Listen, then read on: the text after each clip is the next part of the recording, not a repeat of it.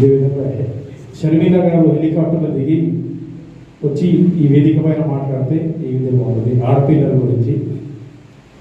పాదయాత్ర అంటే పాదాల మీద నడిచే యాత్ర. ఆడపిల్ల అంటే ఆడపిల్ల కాదు, ఆడపిల్ల అంటారు. ఈ విధంగా షర్మిల గారు వాయిస్ ఉంటుంది. సూపర్ అండి, బాగా చేశారు. అదే ఎవరు ఫీల్ అవ్వకుండా ఇదే షర్మిల గారు ఒక చిన్న పద్యం చెప్తే చెప్పరా ప్లీజ్ నా కోసం. షర్మిల గారు చిట్టి చిక్కమ్మ పద్యం చెప్తే ఈ విధంగా ఉంటుంది. చిట్టి చిక్కమ్మ అమ్మ కొట్టిందా, తోటకెళ్ళావా, పండు తెచ్చావా, గుడ్లు పెట్టావా, గుడక్కు మిండేవా. ఈ విధంగా ఉంటుంది షర్మిల గారు. సో ఇక్కడ నేను ఒక వాయిస్ చేయబోతాను. ఇప్పుడు నేను మామూలుగా చాలా చోట్ల మిమిక్రీలు చేశాను. మామూలుగా సాయి కుమార్ ఇరిటేషన్ ఉన్నారు అంటే బ్యూటీ డబ్బు వెళ్ళిపోవాలి. ఎక్కడికి వెళ్ళిపోయావా? నువ్వు చూస్తే సినిమాల పిచ్చి, డ్రామాల పిచ్చి బయట తిరుగుతున్నావు. ఇది చూస్తే ఏడుస్తుంది.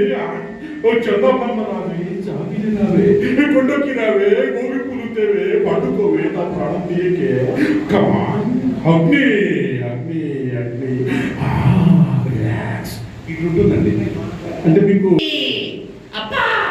లోపల ఉడక అబ్బా ఇక్కడ కాపుతుంటే మందు లేదు, తిందమంటే ఉక్క లేదు. నా పరిస్థితి ఘోరంగా ఉంది. అదుందది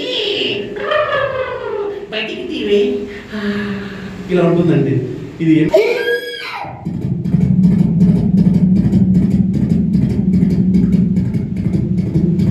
భయ్యా, నీ పేరులో నా దమ్ము, నీ గుండెలో నాకు తెలుసురా.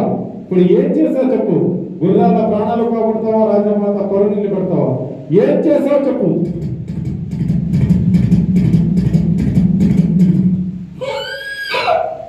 ఈ విధంగా అల్టిమేట్ ఏమ్రా బాబు, ఇవాళ అనుకోకుండా ఇవాళ చిక్కడపల్లిలో కార్లో రాకుండా గుర్రం పైన వచ్చిన సడన్ గా సఫలింపియంగానే కింద పడేది, గుర్రం కింద పడేసింది.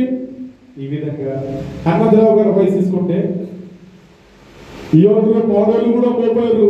ఎంతమంది పిల్లలు అంటే ముగ్గురు కొడుకుల్లో 5 మంది పిల్లలు అంటున్నారు. ఈ విధంగా హనుమంతరావు గారు వయసు